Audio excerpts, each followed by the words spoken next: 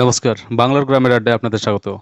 মুখ্যমন্ত্রী মমতা বন্দ্যোপাধ্যায় ঘরেই পা পিছলে পড়ে যান এবং তার ঘরেরই আসবাবপত্র অর্থাৎ আলমারিতে লেগে কপাল কেটে রক্ত বেরোয় এবং নাক দিয়েও রক্ত বেরোয়।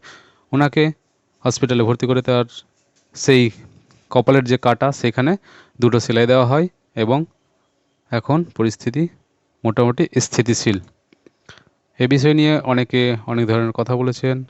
হয়তো কেউ ভাবছে পিছন থেকে ধাক্কা মেরেছে, কিন্তু না। হসপিটালের যিনি সুপার তিনি যে বয়ান দিয়েছেন সেই বয়ান পরিবর্তন করা হয়েছে। হয়তো মমতা বন্দ্যোপাধ্যায় এটা অনুভব করছিলেন যে হয়তো কেউ পেছন থেকে ধাক্কা মেরেছে, কিন্তু না, হয়তো ব্লাড প্রেশার কমে গিয়ে। Honorable Chief Minister of West Bengal, Mamata Banerjee, reported to our hospital today around 7:30 p.m. with a history of fall within the vicinity of our home due to some push from behind. তবে এত সিকিউরিটির মধ্যেও কেউ ধাক্কা মারতে পারে না, এটা একটা অ্যাক্সিডেন্ট বলা যাবে।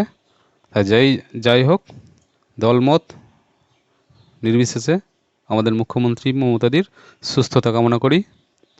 উনি যেন খুব শীঘ্রই সুস্থ হয়ে ওঠেন, আবার নিজের কর্মে যোগ দিতে পারেন 7 দিন বেড রেস্টের পর। ধন্যবাদ।